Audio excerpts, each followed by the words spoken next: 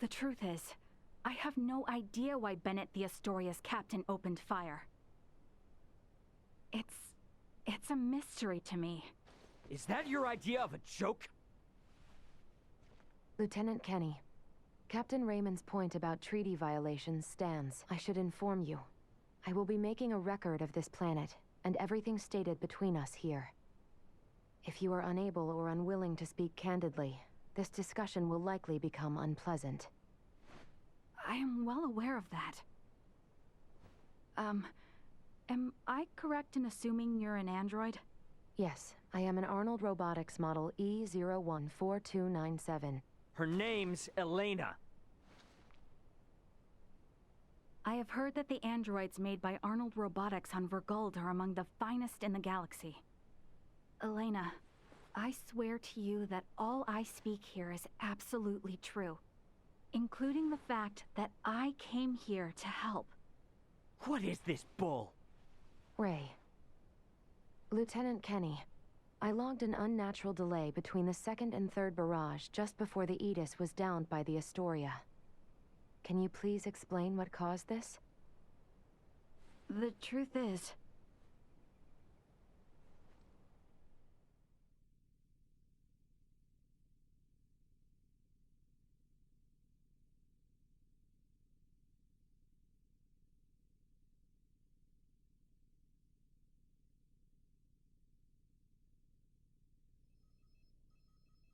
Captain, we can be in contact range of the Verguld registered merchant vessel Aegis in 3 minutes.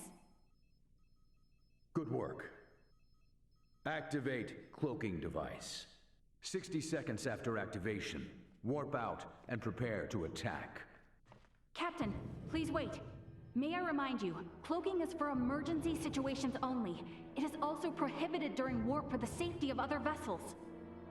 And I'm saying this is an emergency situation. Or perhaps you elite officers can't follow orders without explaining each little law they're based upon. No, it's just that we have no reason to fire upon a ship from planet Verguld, especially without warning. Even if they were hostile, attacking without warning is a violation of Article 32. Cloak has been activated, Captain. Now exiting warp. Wait! Lieutenant Kenny, I didn't hear you repeat the Captain's orders. Upon exiting warp, prepare to attack. Now entering conventional space. 1 million kilometers to the Aegis. Currently at 1/4 impulse. Excellent. Decloak at 500,000 kilometers. Arm the phase cannons. Fire the first barrage at 350,000 kilometers. Phase cannons? Do you intend to destroy them? Lieutenant Kenny, I didn't hear you repeat the order. Repeating the orders isn't merely for confirmation. It is also to allow for correction in the event of an order given in error. We have an issue. It appears the good lieutenant doesn't know what activities the Vergoldians have been up to. Are you referring to their recent actions as an anti-Federation influence? Even then, attacking them unprovoked and without notice will only work to their benefit. Now within 350,000 kilometers of enemy vessel. Replace Lieutenant Kenny on tactical authority. Now. Fire the first barrage. Firing first barrage. No!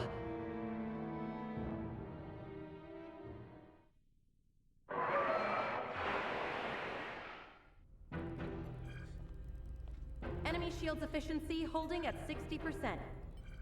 Arm proton torpedoes and launch in succession once we have a lock on them. Just make sure not to hit their engines. We're after the cargo they have stored there. I want it in one piece. We have a lock. Firing proton torpedoes.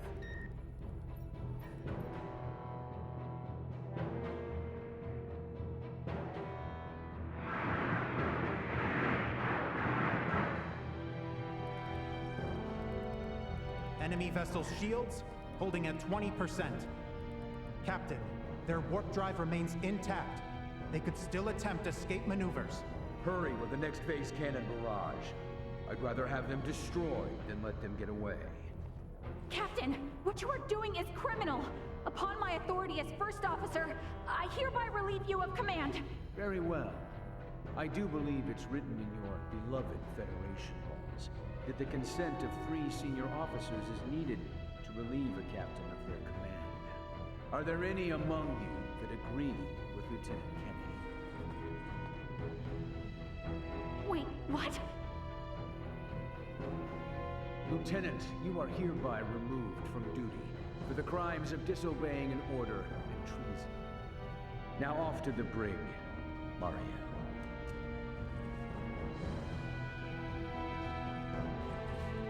Wake up, everyone!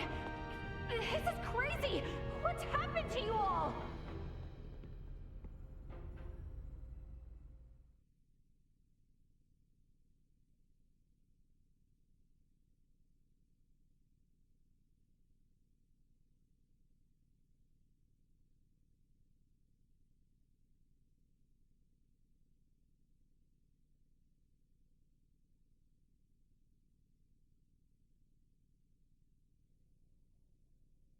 I see. That would certainly explain the delay before their third barrage. In which case, Raymond, I do believe we owe Lieutenant Kenny some thanks. Sure, if her story's true. So what cargo was this Bennett guy after anyway? Duma, most likely. That thing? The 3 Virians appeared most interested in Duma as well. They too are part of your Federation, correct? What are you? But what I still don't get is why you're here now, Marielle. Weren't you sent to the brig? I was released as soon as we returned to base. My guess is the captain thought me a nuisance, but little more than that. So I borrowed a ship from the space station and escaped once I had the chance. What? I was hoping to recover the black box of the Aegis. With it, I should be able to acquire proof of Captain Bennett's misconduct. I find it unlikely that a Federation base would overlook the departure of a borrowed vessel not within their flight plans. That's way worse than just disobeying orders. Why would you go so far? When I was little, my grandmother taught me the ins and outs of the Federation's core systems. I can infiltrate them pretty much as I please. I'm certain my use of the ship will go unnoticed for some time. And my grandfather had this to say to me. Trust in what you think is right. I know you've got what it takes to stick to your principles through thick and thin.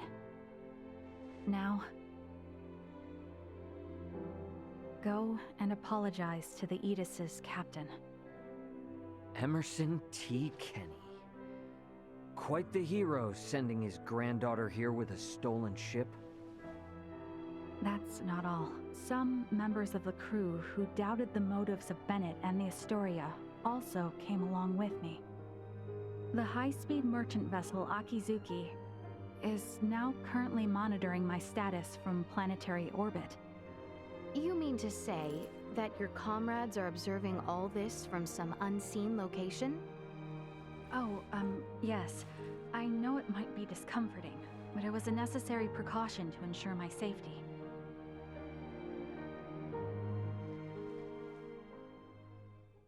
Thank you for healing my father. On behalf of my kingdom, I offer you my sincerest gratitude.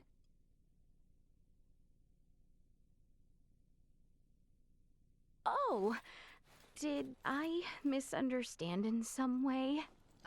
Well, no, not exactly. I just wasn't expecting. Is it odd that I wish to express my thanks to those who saved the life of a loved one? Chloe, do you believe Marielle here is lying? No, Princess Leticia. I believe she is telling the truth. Ray, you are within your rights to be angry about your vessel. Be that as it may, I find Lieutenant Kenny to be honest in her attempts to enact justice. All of the crew, including myself, share the blame for not stopping the Astoria's attack upon your ship. You have my word that we will make the proper restitutions, punish those responsible, and bring the truth to light. Captain Raymond.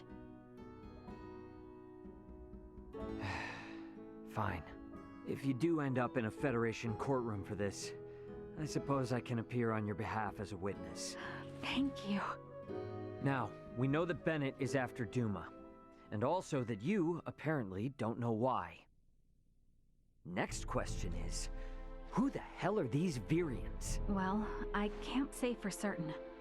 However, those two I met were also being hunted by Captain Bennett, much like the Aegis.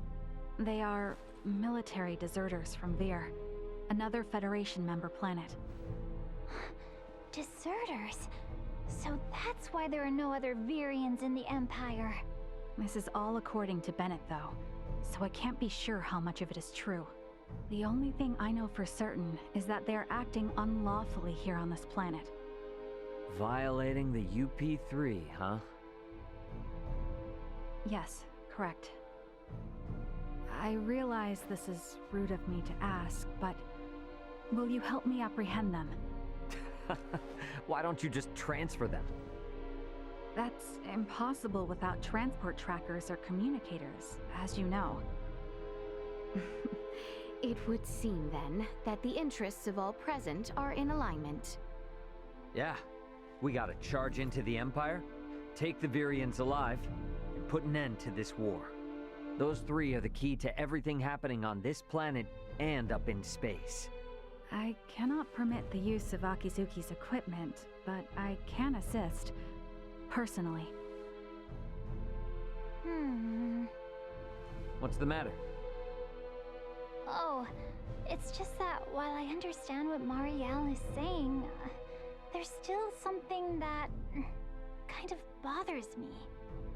I got the impression that the Virians had truly sworn their loyalty to the Empire. Huh? It's not like we have to change our plan or anything. Just something to keep in mind, I guess? Your hunches often prove correct. We will be careful. Right.